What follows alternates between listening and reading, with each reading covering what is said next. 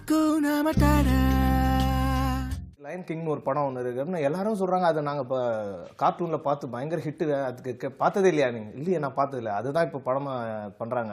அப்படியா, சரின்னு போய் பாடினேன். அப்போது எனக்கு சொன்னேன், சார் நான் இந்த ஸ்டைல்லாம் எனக்கு வருமானு தெரியலையே அப்படின்னு. என்னுடைய நண்பர் ட்ரம்மர் சுரேஷ், பயணியர் சுரேஷ்னு சொல்லுவோம், அவர் தான் அந்த சான்ஸ் கூப்பிட்டு கொடுத்தாரு. அப்போ நான் சொன்னேன், ஆனால் இந்த மாதிரி ஸ்டைல்லாம் எனக்கு வருமானு தெரியலையே, ட்ரை பண்ணுவோம்.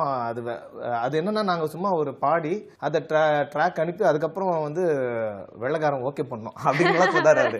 ஐயோ அப்படியா, அப்போ என் டோன் கண்டிப்பாக ஒர்க் அவுட் ஆகாதுன்னு நினைக்கிறேன். யாரா நான் ஃபோக் பாடுவேன், இது எப்படி வரும், சரி பாடி பார்ப்போமேன்னு அதுலேருந்து ஹக்குனா மட்டாடா அப்படின்னு வரும். அப்போ 1 2 அப்படின்னு ஆரம்பிக்கும். அது ஒரு பாட்டு. இந்த பாட்டு நீங்கள் கேட்டிருப்பீங்க. காட்டுக்குள்ளே காட்டுக்குள்ளே ஓ சிங்கம் தூங்குதோ அப்படின்னு பாடிருப்பேன். அந்த பாட்டை பாடி முடித்தவொடனே அனுப்பியாச்சு. அதை நான் டிமோன் அந்த இதுக்கு பாடிப்பேன், அந்த அனிமலுக்கு. அப்போ அந்த பாட்டை வேலைக்காரங்க அனுப்பணும்னு அவங்க கேட்டு வெரி நைஸ் வாய்ஸ் என்னது நமக்கு அது அடிச்சுதுற அதிர்ஷ்டம் அப்படின்னு. பரவாயில்லையே, நம்மளுக்கு மெசேஜ் இப்படி அனுப்பிட்டாங்களே, ரொம்ப சந்தோஷம். அவங்க ரொம்ப அப்ரிஷியேட் பண்ணி சொன்னாங்க. ஹக்குனா மட்டாடா என்ன ஒரு தத்துவண்டா. ஹக்குனா மட்டாடா அத நாமும் கத்துக்கோண்டா. அப்படின்னா இனி கவலையே இல்லடா.